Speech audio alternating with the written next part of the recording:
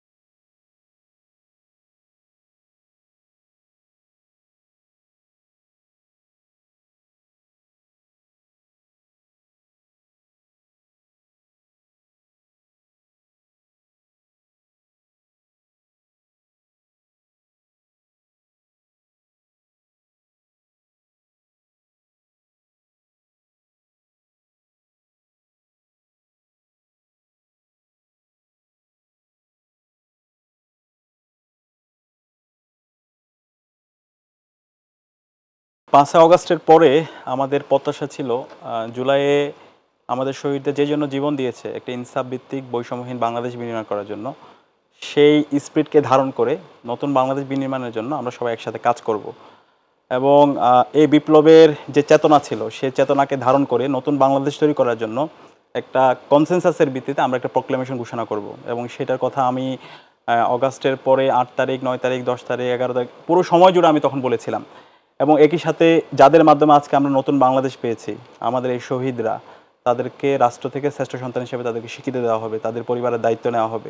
পাশাপাশি যারা গাজী অবস্থায় আছে, আমাদের যে 40,000 ভাই বোন আহত হয়েছে, তাদের ট্রিটমেন্টের ব্যবস্থা করা, তাদের পরিবারের দায়িত্ব নেওয়া, সেটা নেওয়া হবে। এবং হাসিনা যে জুলাইয়ে গণহত্যা করেছে, শিশু হত্যা করেছে এবং গত 16 বছরে যে মানবাধিকার লঙ্ঘন করেছে, এই সকল হত্যাকাণ্ডের বিচার এই স্বাধীন বাংলাদেশে হবে। এবং ক্যাম্পাসে ক্যাম্পাসে যত নির্যাতন হয়েছে, নিপীড়ন হয়েছে, এই প্রত্যেকটা ঘটনার সুস্থ বিচার হবে। পাশাপাশি আমাদের যে প্রতিষ্ঠানগুলোকে ভেঙে চুরমার করে দেওয়া হয়েছে, এই প্রতিষ্ঠানগুলোকে নতুনভাবে সংস্কার হবে, আমাদের প্রতিষ্ঠানগুলোকে শক্তিশালী করা হবে। এবং এর পাশাপাশি দীর্ঘদিন ধরে যেহেতু আমরা আমাদের ভোটাধিকারের স্বাধীনতা ছিল না, সেই অধিকারটা আমরা ফিরে পাবো এবং একটা পরিবেশ পরিস্থিতি তৈরি হবে। কিন্তু আমরা দেখতে পেয়েছি তার কিছুটাই 1 বছর পরে আজকে যখন আমরা পর্যালোচনা করছি, আমরা তার কিছুটাই অর্জন করতে পারিনি। প্রথম যেই আমাদের প্রত্যাশা ছিল, এই যে শহীদের আকাঙ্ক্ষার আলোকে নতুন বাংলাদেশ নির্মাণ করা এবং সেই আলোকে একটা প্রক্লেমেশন করা, আজকে 1 বছর হয়ে যাচ্ছে, সেই প্রক্লেমেশনটা হয়নি। তখন আমরা দফায় দফায় বলেছিলাম এবং বারবার বলেছিলাম একটা কনসেনসাসের ভিত্তিতে এটা হোক। কিন্তু তখন আজকে যারা ছাত্র প্রতিনিধি আছে অথবা আজকে যারা একটা পুরো জুলাইটাকে একটা বর্গের মধ্যে নিয়ে আসা যাওয়ার চেষ্টা করা হয়েছে, তাদের কাছে তখন প্রাধান্য ছিল একটা পার্টি ফরমেশন করা। কিন্তু আমাদের আকাঙ্ক্ষা ছিল তারা সবাই মিলে জুলাইয়ে যেভাবে আমরা এক ঐক্যবদ্ধভাবে বাংলাদেশ প্রশ্নে ফেসিবাদের বিরুদ্ধে ঐক্যবদ্ধ হয়েছিলাম, জুলাই পরবর্তী আমরা সবাই একসাথে মিলে বাংলাদেশ বিনির্মাণ করব। কিন্তু তখন আমরা দেখতে পেয়েছি তাদের কাছে নিজেদের আখের গুছানো, সরকারি দপ্তর দখল করা, এইটাই তাদের কাছে সবচেয়ে বেশি প্রায়োরিটি ছিল, যেটা আমাদেরকে অনেক বেশি হতাশ করেছে। এরপরে আমাদের এই জুলাইয়ের শহীদ এবং আহত পরিবাররা এখন রাস্তায় রাস্তায় ঘুরে বেড়াচ্ছে। আমাদের আহত যারা আছে তাদের ট্রিটমেন্টের ব্যবস্থা হচ্ছে না। জুলাই ফাউন্ডেশন থেকে তাদের রাস্তায় ঘুরে ঘুরে তাদের যখন তাদের কাছে যাচ্ছে, তাদেরকে অল্প টাকা দিয়ে তাদেরকে ফিরে দেওয়া হচ্ছে, তাদেরকে লাল ফিতার দূরত্ব দেখানো হচ্ছে।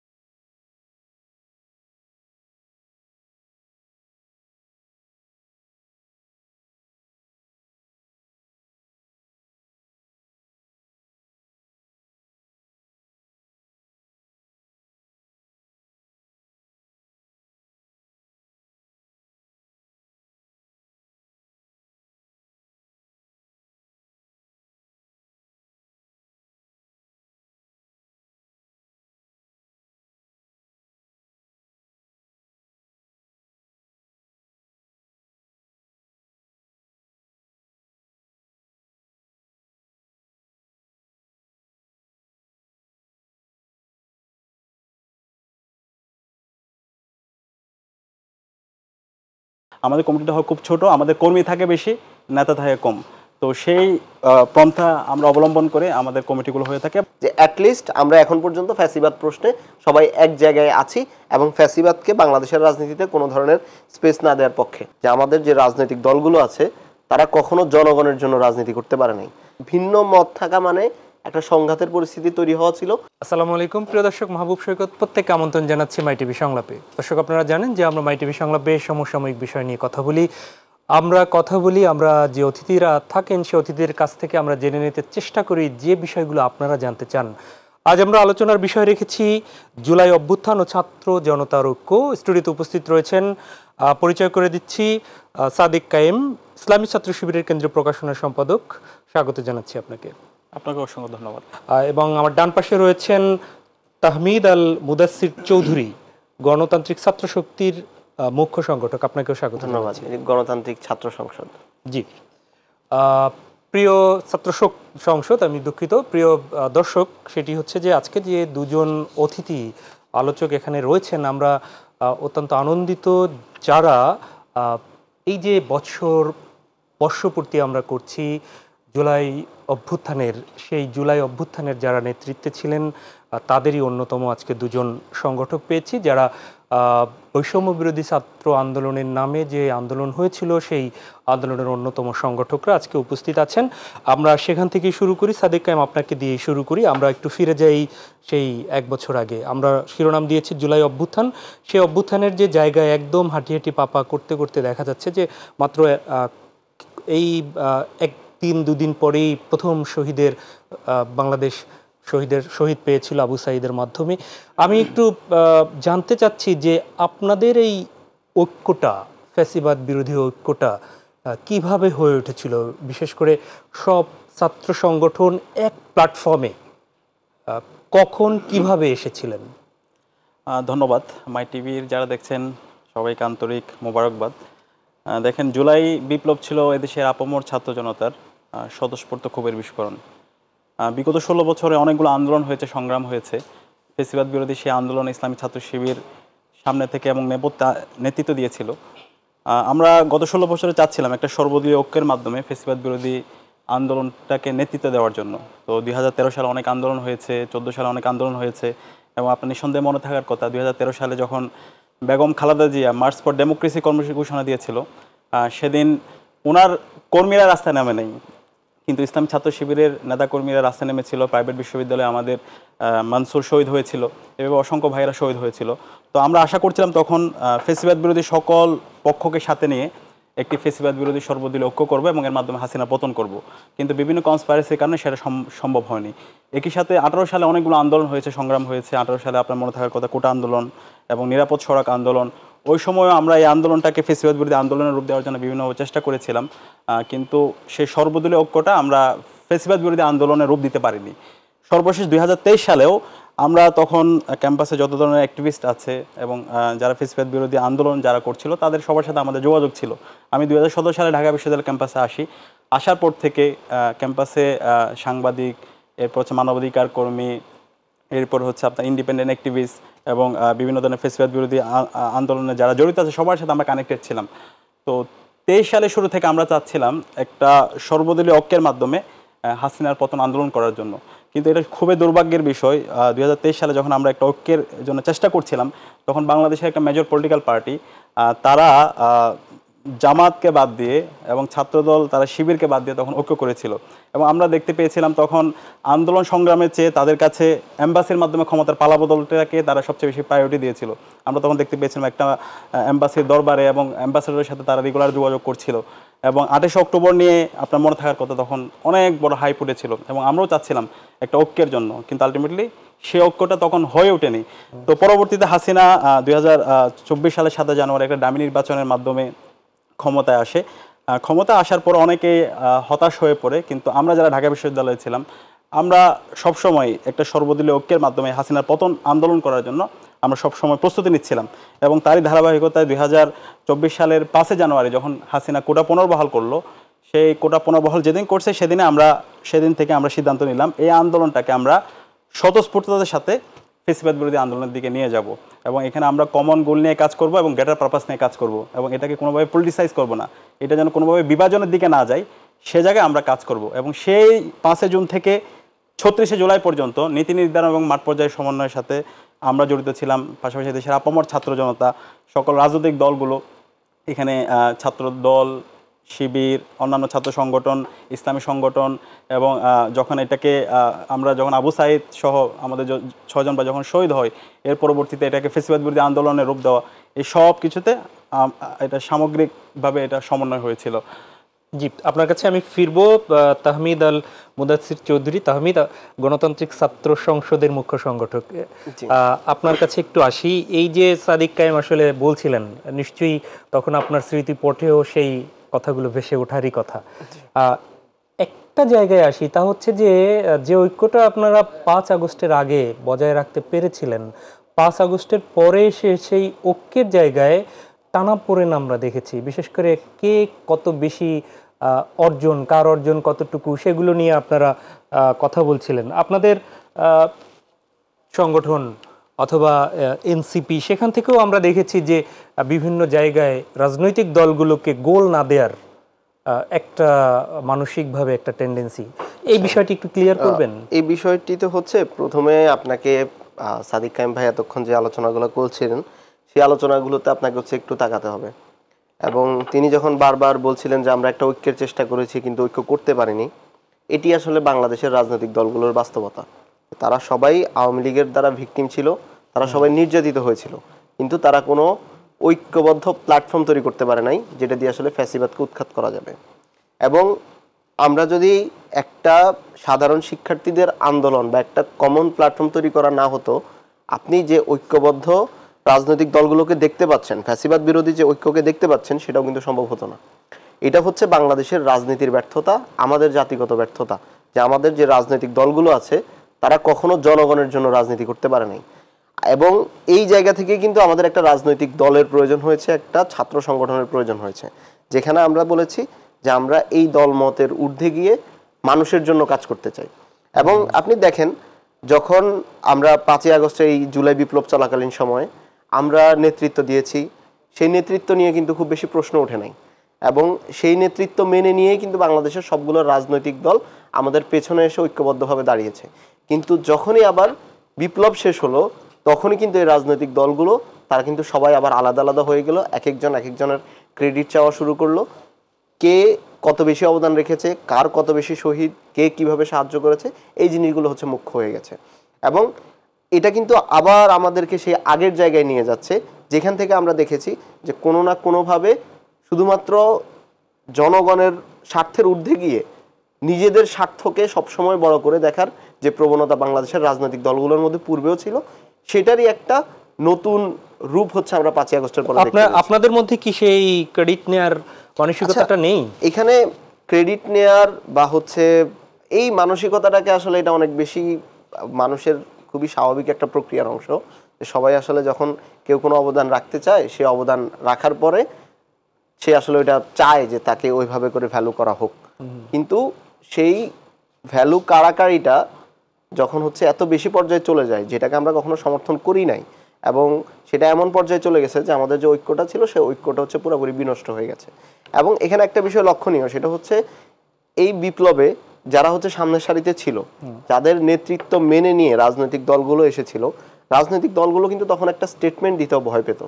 যখন এই আন্দোলন ভায়োলেন্ট হওয়া শুরু করে 16 তারিখের পর থেকে, তখন কিন্তু রাজনৈতিক দলগুলো খুব বেশি স্টেটমেন্ট দেয় নাই। তারা কিন্তু বিভিন্নভাবে বলার চেষ্টা করছে যে আমাদের এই আন্দোলনের সাথে সরাসরি কোনো সম্পর্ক নাই, আমরা এই আন্দোলনের সাথে নাই। কেউ কেউ বলছে আমরা নৈতিকভাবে এটা সমর্থন করি, কিন্তু তারা অনেকে বলেছে কৌশল। এটাকে আপনি কৌশল, আপনি দেখেন এটা কৌশল ছিল। এবং বিপ্লবের সময় যদি হাসিনার পতন না হতো, এই কৌশলটা কিন্তু থেকে যেত। তারা বলতো আমরা তো আগেই বলেছি এই আন্দোলনের সাথে আমাদের সংশ্লিষ্টতা নাই, আমরা এখানে নৈতিকভাবে সমর্থন দিতে পারি, এটা শিক্ষার্থীদের একটা যৌক্তিক আন্দোলন, কিন্তু এর বাহিরে আমাদের আর কোনো অবস্থান নাই। তো এটা হলে আপনি দেখেন এখানে মূল টার্গেটটা কারা ছিল, মূল টার্গেটটা কারা হতো, এই বিষয়টা হচ্ছে আপনাকে বোঝা লাগবে, এবং সেখান থেকে হচ্ছে আপনি পরবর্তী বিষয়গুলো হচ্ছে ডিটারমাইন করতে পারবেন। রাইট। আমি একটু সাদিক কায়েম আপনার কাছে আসি। আপনি অন্যতম সংগঠক ছিলেন বৈষম্য বিরোধী ছাত্র আন্দোলনের। আমরা অন্ততপক্ষে 5 তারিখ পর্যন্ত, 6 তারিখ 7 তারিখ এরকমটাই তখন সারা দেশের মানুষ জানতো, অনেকেই আপনার সাথে অনেকেই সেটি জানতো, কার কোন দল কিংবা মত সেটি আমরা পরবর্তীতে দেখেছি। আপনার কাছ থেকে একটু জানতে চাই যে আপনারা রাজনৈতিকভাবে, আপনি তখনও রাজনৈতিক দলের সাথে সম্পৃক্ত ছিলেন, রাজনৈতিক দলগুলো বা আপনারা কিভাবে আসলে এই প্ল্যাটফর্মটা একসাথে করার জন্য কাজ করেছিলেন? এখানে আপনারা বলেছেন, আপনি বলেছেন আপনারা ছিলেন, ছাত্র দল ছিল, অন্যান্যরা ছিল, এখানটা তাদের ভূমিকাটা আসলে ছিল কিনা? তাহমিদ তার মতো করে বলেছেন, আপনি একটু আপনার কথা শুনতে চাই। ধন্যবাদ। প্রথমত আমি এখানে সমন্বয়ক ছিলাম না, কিন্তু সমন্বয়ক তালিকা যখন করা হয় তখন মাহফুজ আলমের সাথে আমার দীর্ঘ আলাপ হয়, যেহেতু আমি প্রত্যেকটা দিনের কর্মসূচি প্রণয়ন এবং মাঠ পর্যায়ে সমন্বয়ের সাথে আমি জড়িত ছিলাম। তো ওই তালিকা যখন করা হচ্ছিল, তালিকার ক্ষেত্রে পরামর্শ যখন প্রথমত পরামর্শ আসে এটাকে আহ্বায়ক অথবা সদস্য সচিব এই টাইপের কমিটি করার জন্য, তো তখন আমি এটা বলেছিলাম যদি আমরা এখানে আহ্বায়ক অথবা সদস্য সচিব এই টাইপের যদি আমরা কমিটি করি, এর মাধ্যমে একটা বিভাজন তৈরি হবে। আমরা যদি এটাকে ফরমেশনও যাই, এমনভাবে একটা শেপ দিতে হবে যার মাধ্যমে সবাই এটার প্রতি ওনারশিপ ফিল করবে, সবার মর্যাদাটা সমান থাকবে। তো পরবর্তীতে এটা আলাপের মাধ্যমে সমন্বয়ক সহ সমন্বয়ক এই টার্মগুলো আসে, এবং এর পাশাপাশি সারা দেশে কমিটি দেওয়া, সমন্বয় করে এই সব কিছুর ক্ষেত্রে আমরা জড়িত ছিলাম। কিন্তু আমরা চাই না এখানে আমাদের নামগুলো থাকুক, কারণ আলটিমেটলি যদি আমরা নাম দিয়ে এর মাধ্যমে একটা বিভাজন তৈরি হবে। এবং ওই গত 16 বছরের প্রেক্ষাপট আপনার জানা থাকার কথা যে শিবির অথবা শিবির সন্দেহে কাউকে পেলে তাকে মেরে ফেলা বৈধ ছিল, এবং শিবিরের উপর একটা ডিহিউম্যানাইজেশন ছিল। তো যে কারণে আমাদের ওই সময়ের উদ্দেশ্য ছিল আমাদের গোল অর্জন করা, যে হাসিনার পতন আন্দোলনের দিকে, ফ্যাসিবাদ বিরোধী আন্দোলনের দিকে এটাকে নিয়ে যাওয়া, স্বতঃস্ফূর্ততার সাথে আন্দোলনটাকে লিড করা। আপনাদের টার্গেট মানে কি রাজনৈতিকভাবে টার্গেট ছিল না এই যে শুধু শিক্ষার্থী হিসেবে টার্গেট? এটা সবার, এটা যেহেতু আন্দোলনটা হচ্ছে শিক্ষার্থীদের আন্দোলন, প্রথমত শিক্ষার্থীদেরকে সম্পৃক্ত করার মাধ্যমে শিক্ষার্থীদের স্বার্থ সংশ্লিষ্ট দাবি হাসিনা কোটা পুনর্বহাল করার মাধ্যমে সে মেরিটোক্রেসিকে ধ্বংস করতে চেয়েছিল। তো এই জায়গায় আমরা চেয়েছিলাম শিক্ষার্থীদেরকে স্বতঃস্ফূর্ততার সাথে এঙ্গেজ করার মাধ্যমে এই আন্দোলনটাকে ফ্যাসিবাদ বিরোধী আন্দোলনের রূপ দেওয়া। এবং আপনার এটাও মনে থাকার কথা, যখন আন্দোলনটা আমরা স্বতঃস্ফূর্ততার সাথে করছিলাম, শিক্ষার্থীরা স্বতঃস্ফূর্ততার সাথে আন্দোলনে সম্পৃক্ত হচ্ছিল, তখন হাসিনা বিগত সময় যেভাবে করেছে কোনো একটা যৌক্তিক আন্দোলনকে সে ফ্রেমিং করতো হচ্ছে রাজাকার, স্বাধীনতা বিরোধী, যুদ্ধ অপরাধী, জামাত, শিবির, এইভাবে ট্যাগিং করতো, এবং এরপরে তার উপর তাকে হত্যাযোগ্য করে তুলতো। তো সে আলোকে যখন আমরা এই যৌক্তিক আন্দোলন করছিলাম, তখন হাসিনা 14 জুলাই এই যৌক্তিক আন্দোলনকে রাজাকারের সাথে তুলনা করেছিল। এবং সেদিন আপনি দেখতে পেয়েছেন ঢাকা বিশ্ববিদ্যালয় সহ বাংলাদেশের সকল বিশ্ববিদ্যালয়ে তুমি কি আমি কে, রাজাকার রাজাকার স্লোগানে পুরো ঢাকা বিশ্ববিদ্যালয় ক্যাম্পাস প্রকম্পিত হয়েছিল, এবং এটার মাধ্যমে পুরো হাসিনা এস্টাবলিশমেন্ট কাঁপাকাঁপি শুরু হয়ে গিয়েছিল। এবং এর প্রেক্ষিতে পরবর্তী দিন 15 জুলাই ঢাকা বিশ্ববিদ্যালয়ে ছাত্রলীগের সন্ত্রাসীরা এবং বহিরাগত নিয়ে এসে আমাদের ভাই বোনদের উপর ন্যাক্কারজনকভাবে হামলা করে, এবং সেটার প্রতিবাদে আমরা তৎক্ষণিক ওদিন আসিফ মাহমুদ, নাহিদ, আসিফ, মাহফুজ সবার সাথে আমার সাথে কথা হয়েছিল, এবং আমরা সিদ্ধান্ত নিয়েছিলাম যে ছাত্রলীগের সন্ত্রাসীরা আমাদের ভাই বোনদেরকে মেরে রক্তাক্ত করেছে, আমরা সেটা বদলা নিব, এবং আমাদের এই আন্দোলনটা এখন থেকে ফ্যাসিবাদ বিরোধী আন্দোলনের রূপ নেবে। এবং সে আলোকে পরবর্তী দিন আমরা সারা দেশে বিক্ষোভ কর্মসূচি দিয়েছিলাম, এবং আমাদের ঢাকার কর্মসূচিটা সকালে আমরা সিদ্ধান্ত নিয়েছিলাম, কারণ সকাল পর্যন্ত সবাই আতঙ্কিত হয়ে গিয়েছিল। আমার সাথে দফায় দফায় মূল সারি সমন্বয়ক যারা ছিল তাদের সাথে কথা হচ্ছিল, অনেকে ভেটো দিচ্ছিল, কিন্তু আমরা বলছিলাম যত লোক লাগে সেটা আমরা ম্যানেজ করব, কিন্তু আজকে আমাদের কর্মসূচি দিতেই হবে। প্রথমে আমি প্রস্তাব করেছিলাম শাহবাগে, পরবর্তীতে এটা শহীদ মিনারের সিদ্ধান্ত হয় সবার পরামর্শক্রমে, এবং সে আলোকে সেদিন কর্মসূচি বাস্তবায়িত হয়। এবং একই সাথে সেদিন আপনি দেখতে পেয়েছেন রংপুরে আমাদের আবু সাইদ তার 2 হাতকে প্রসারিত করে শহীদ হয়েছিল, চট্টগ্রামে আমাদের ভাই ওয়াসিম শহীদ হয়েছিল, শান্ত শহীদ হয়েছিল, এভাবে সারা দেশে 6 জন ভাই শহীদ হয়েছিল। এবং যখন আমরা শুনতে পেলাম আমাদের 6 জন ভাই শহীদ হয়েছে, তখন আমরা সিদ্ধান্ত নিলাম হাসিনার পতন না হওয়ার আগ পর্যন্ত আমাদের এই আন্দোলন আমরা চালিয়ে যাব। এবং সে আলোকে এই যে আপনার 19 তারিখ থেকে যখন ইন্টারনেট ছিল না, ইন্টারনেট ব্ল্যাক আউট ছিল, এই সময় থেকে একদম 2 আগস্ট পর্যন্ত যখন প্রথম সারি সমন্বয়করা ছিল না, তখন এই আন্দোলনটাকে সমন্বয় করা, এরপর হচ্ছে আপনার সমন্বয়কদেরকে সেফ হোমে রাখার ব্যবস্থা করা, প্রতিদিনের কর্মসূচি প্রণয়ন করা, মাঠ পর্যায়ে আন্দোলন সমন্বয় করা, এবং বিভিন্ন দেশীয় বিদেশি যত স্টেক হোল্ডার আছে তাদের সাথে যোগাযোগ করা, এই সামগ্রিক আন্দোলন সমন্বয়ের সাথে আমরা জড়িত ছিলাম। এবং এই সাথে আমাদের আপামর ছাত্র জনতা, আমাদের যাত্রাবাড়িতে আমাদের কওমি মাদ্রাসার শিক্ষার্থীরা তারা তাদের জীবনকে উৎসর্গ করে তারা আমাদেরকে তখন আন্দোলনটাকে কন্টিনিউ করেছে। আবার আমাদের শ্রমিকরা আন্দোলন কন্টিনিউ করেছে।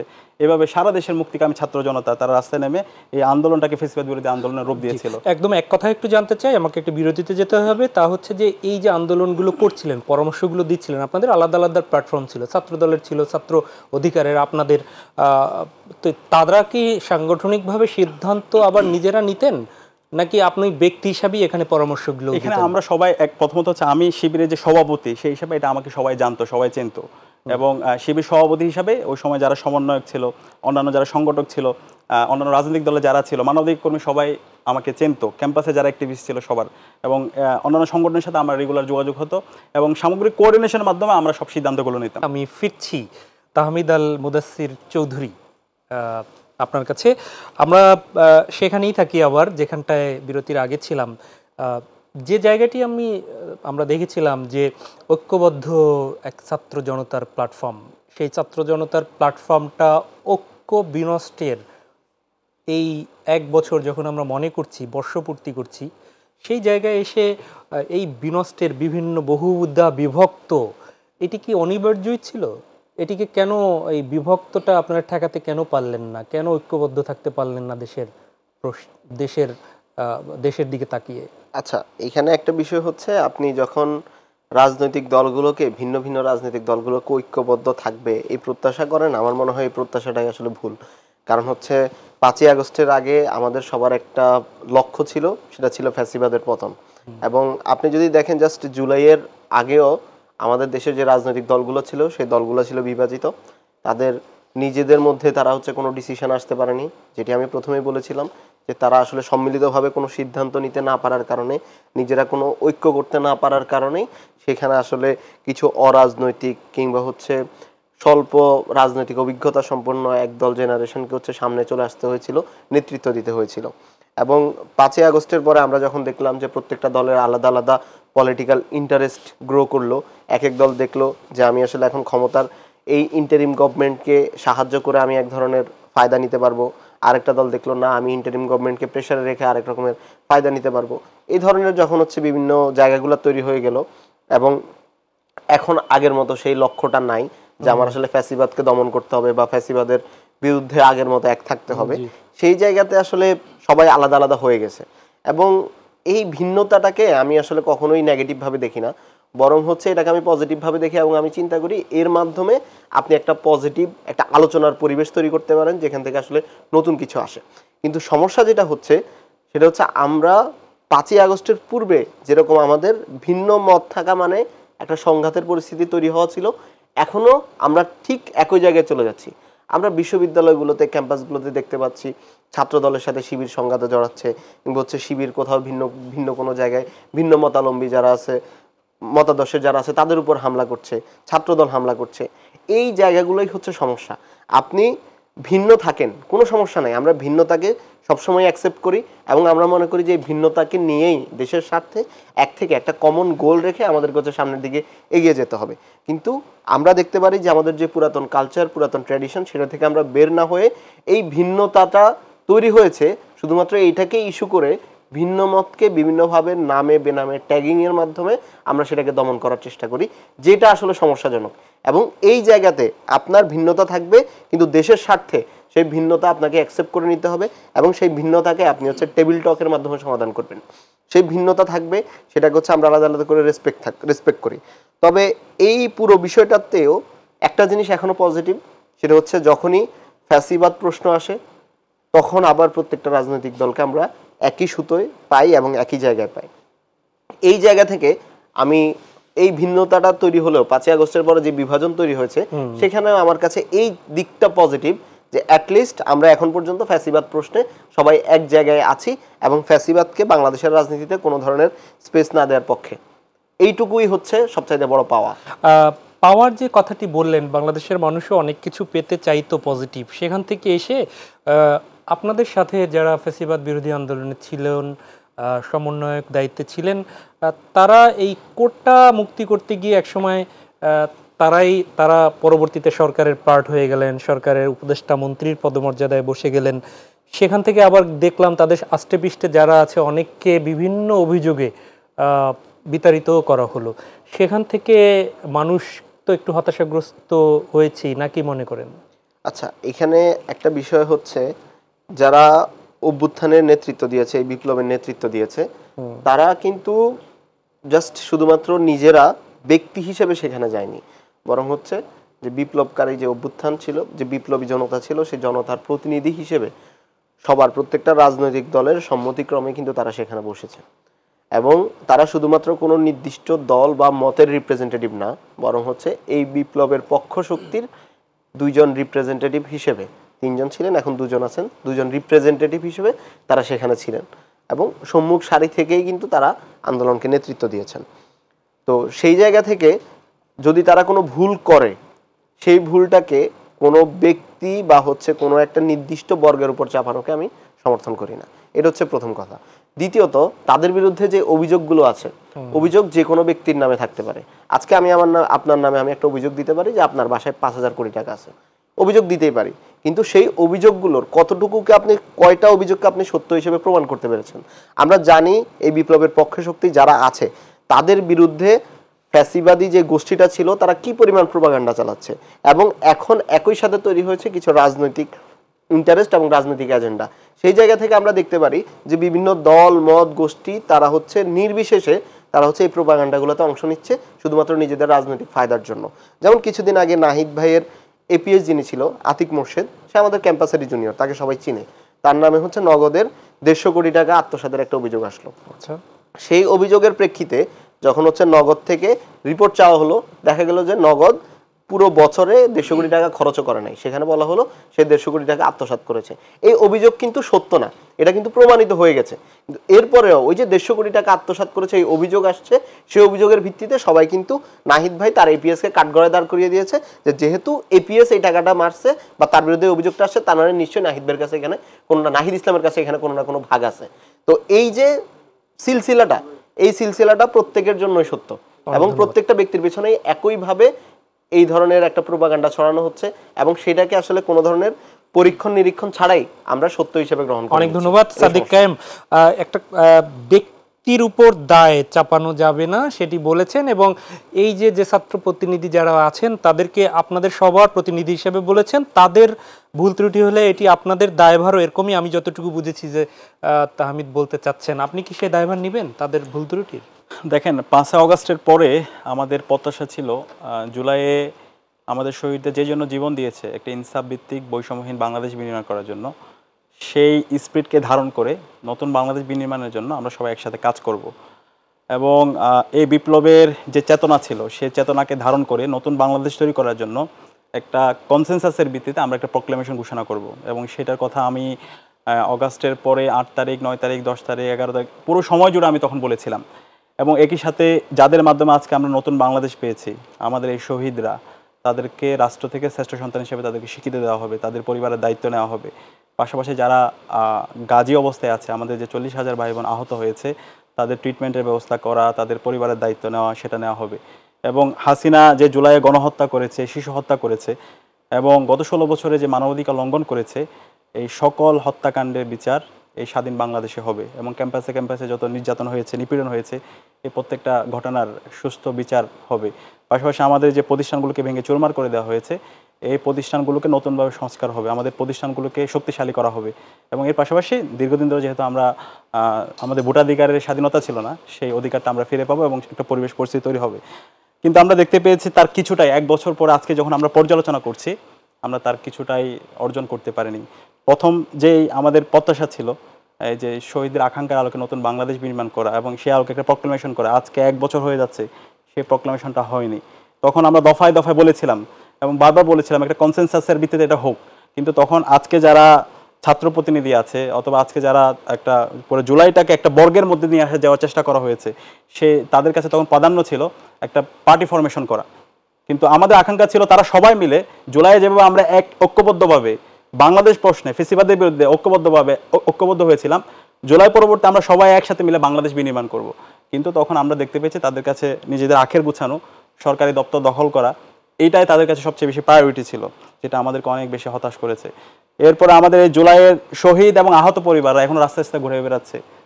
আমাদের আহত যারা আছে তাদের ট্রিটমেন্টের ব্যবস্থা হচ্ছে না। জুলাই ফাউন্ডেশন থেকে তাদের রাস্তায় ঘুরে ঘুরে তাদের যখন তাদের কাছে যাচ্ছে তাদেরকে অল্প টাকা দিয়ে তাদেরকে ফিরে দেওয়া হচ্ছে, তাদেরকে লাল ফিতার দূরত্ব দেখানো হচ্ছে। যে সাদেক কায়েম, আপনার কাছেই ছিলাম। আপনি যে কথাটি বলছিলেন সেখান থেকে আমি একটু প্রশ্ন রাখছি, তা হচ্ছে যে এখন আমরা শুনতে পাচ্ছিলাম যে সাম্প্রতিক সময় আপনারা ঢাকা বিশ্ববিদ্যালয়ে যারা শিক্ষার্থী, সেই ঢাকা বিশ্ববিদ্যালয়ের ছাত্র সংসদের কি অবস্থা? আমরা অনেকদিন থেকে শুনছিলাম যে নির্বাচন হবে হবে, কিন্তু হঠাৎ করে আলোচনাটা থেমে গেল মনে হচ্ছে। দেখেন, আমাদের জুলাই বিপ্লবের অন্যতম আকাঙ্ক্ষা ছিল প্রতিটি ক্যাম্পাসে ক্যাম্পাসে ছাত্র সংসদ নির্বাচন হওয়া। জি। এবং আমরা বলছি জুলাই বিপ্লব পরবর্তী ছাত্র রাজনীতির আমূল সংস্কার হবে, এবং সেটা হবে ছাত্র সংসদ নির্বাচনকে কেন্দ্র করে। শিক্ষার্থীদের যারা নির্বাচিত প্রতিনিধি আছে তারাই ছাত্র রাজনীতির নির্ণায়ক হবে, তারা ছাত্র রাজনীতি নিয়ন্ত্রণ করবে।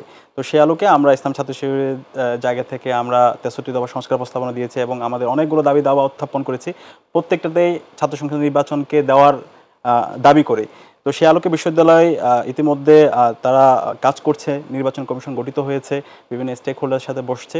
আমরা আশা করছি খুব দ্রুত সময়ের মধ্যে তাফসিল ঘোষণা করবে, এবং এর মাধ্যমে ডাকসু সহ চাকসু রাকসু সারা দেশের সকল বড় বড় ক্যাম্পাসের ছাত্র সংসদ নির্বাচনগুলো হবে, এবং এর মাধ্যমে আগামীর ছাত্র রাজনীতি এবং জাতীয় রাজনীতি এর মাধ্যমে পরিচালিত হবে। আমরা অনেক ধন্যবাদ তাহমিদ। আপনার কাছে একই বিষয়ে, আপনারা কি ছাত্র সংসদের ব্যাপারে আপনাদের এখন অবস্থান কি?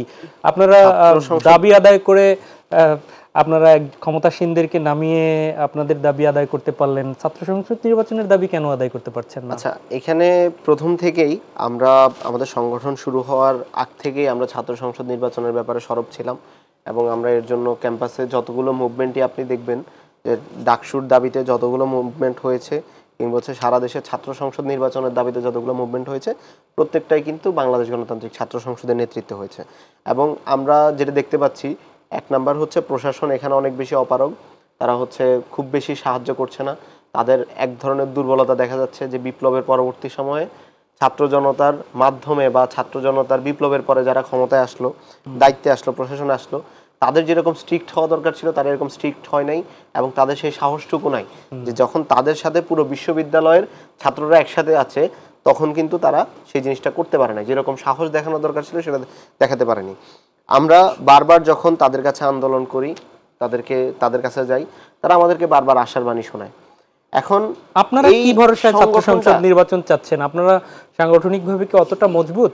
আপনারা মনে করছেন যে ছাত্র জনতার আপনারা রায় নিতে পারবেন? হ্যাঁ, এটা অবশ্যই। আমরা এখানে যথেষ্ট কনফিডেন্ট। আমরা বিপ্লবের সম্মুখ সারি থেকে আমরা নেতৃত্ব দিয়েছি, আমরা স্টুডেন্টদের সাথে গত 5 বছর একসাথে ক্লাস করেছি, তাদের সাথে ছিলাম, তারা আমাদের সম্পর্কে খুব ভালোভাবে জানে, এবং এখনো আমরা ক্যাম্পাসে প্রধান প্রতিদ্বন্দ্বী কারা হবে? ছাত্র দল না ছাত্র শিবির? সেটা আসলে যে কেউ হতে পারে, ছাত্র দল অথবা ছাত্র শিবির হতে পারে। তো ক্যাম্পাসগুলোতে এখন আসলে শিবিরের অবস্থান কি সেটা এখনো পুরোপুরি পরিষ্কার না, কিন্তু শিবির পুরোপুরি প্রকাশ্য না। ছাত্র দলের সাধারণ শিক্ষার্থীদের মধ্যে আমরা সেরকম জনপ্রিয়তা দেখি না। তো সেই জায়গা থেকে আমি অবশ্যই মনে করি বাংলাদেশ গণতান্ত্রিক ছাত্র সংসদ এখানে যথেষ্ট এগিয়ে। এবং যেটা সবথেকে দুঃখের দিক, ক্লিয়ার করবেন, শিবির পুরোপুরি এখনো প্রকাশ্য না, একদমই 30 সেকেন্ড সময় দিতে পারবো। আচ্ছা, এখানে যেটি সমস্যা সেটা হচ্ছে আসলে শিবিরের খুবই ছোট একটি কমিটি প্রকাশ হয়েছে, এবং আমরা দেখতে পাচ্ছি যে দৃশ্যমান কোনো কর্মসূচি শিবিরের নাই। শিবির আসলে রাজনীতির থেকে তারা বিভিন্ন ধরনের সমাজসেবাগুলো খুব বেশি করছে, বিভিন্ন হলে হলে পানির ফিল্টার দেয়া বা বিভিন্ন ধরনের ইফতার বিতরণ করা, যেগুলোকে আমি আসলে ছাত্র রাজনীতির অংশ মনে করি না, বরং আমার কাছে মনে হয় এটা আসলে একটা সমাজসেবার পার্ট। এবং এটা দিয়ে আসলে খুবই অল্প কিছু স্টুডেন্টকে মোবিলাইজ করার মাধ্যমে, শুধুমাত্র একটা ছোট কমিটি এবং অল্প কিছু মোবিলাইজেশনের মাধ্যমে তারা আসলে রাজনীতিতে সরব থাকতে চায়। অনেক ধন্যবাদ সাদিক কায়েম। দেখেন, আমরা ছাত্র রাজনীতি বলতে যা বুঝি, আমাদের মাথায় এখনো যা থেকে গেছে সেটা হচ্ছে দুর্বৃত্তায়নের রাজনীতি, শোডাউনের রাজনীতি, ওই যে ভাইয়ের পিছনের রাজনীতি। ভাইয়ের পিছনে মধুতে আমরা আগে ছাত্রলীগের যে রাজনীতি দেখতে পেয়েছি, অথবা গণরুম গ্যাসরুমের রাজনীতি। কিন্তু জুলাই বিপ্লবের পরে যে ছাত্র রাজনীতির আমূল সংস্কার কথা বলছি, সেটা ইসলাম ছাত্র শিবির প্রমাণ করেছে। যে কারণে ইসলাম ছাত্র শিবির আমরা ঢাকা বিশ্ববিদ্যালয়ে জুলাইয়ের পর প্রায় 150-এর উপর প্রোগ্রাম করেছি। যত ধরনের প্রোগ্রাম করেছে প্রত্যেকটা প্রোগ্রামে সাধারণ শিক্ষার্থীদের আমরা স্বতঃস্ফূর্ত রেসপন্স দেখতে পেয়েছি। আর শিবিরের রাজনীতিটা আপনাকে বুঝতে হবে, ইসলামী ছাত্র শিবির অন্যান্য সংগঠনের মতো 200 সদস্য 240 সদস্য বিশিষ্ট কমিটি আমরা দিই না। আমাদের কমিটিটা হয় খুব ছোট, আমাদের কর্মী থাকে বেশি, নেতা থাকে কম। তো সেই পন্থা আমরা অবলম্বন করে আমাদের কমিটিগুলো হয়ে থাকে, এবং আমাদের যতগুলো বড় বড় প্রোগ্রাম হয়েছে সেখানে দেখতে পেয়েছেন শত শত হাজার হাজার শিক্ষার্থীরা আমাদের সাথে একত্রিত হচ্ছে, আমাদের নেতাকর্মীরা আসছে, এবং সবগুলো কর্মসূচি স্বতঃস্ফূর্ততার সাথে সাধারণ শিক্ষার্থীদেরকে সাথে নিয়ে আমরা বাস্তবায়ন করেছি।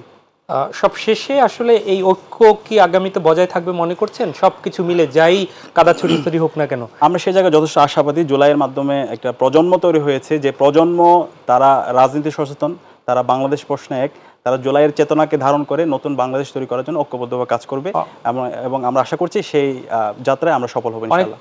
সেই প্রত্যাশা তো আপনারও নিশ্চয়ই? প্রত্যাশা তো অবশ্যই আছে। অনেক অনেক ধন্যবাদ, অনেক অনেক ধন্যবাদ তাহমিদ আল মুদাসসির চৌধুরী এবং অসংখ্য ধন্যবাদ সাদিক কায়েম আপনাদের দুজনকে। প্রিয় দর্শক, এই ছিল আমাদের আজকের আয়োজন। দেখা হবে পরবর্তীতে। আমরাও চাই সবার আগে দেশ, সেই দেশের কথা চিন্তা করে একটি কল্যাণমূলক রাষ্ট্র গড়তে আসুন যে যার জায়গা থেকে একটু হলেও ইতিবাচক ভূমিকা পালন করি। আল্লাহ হাফেজ।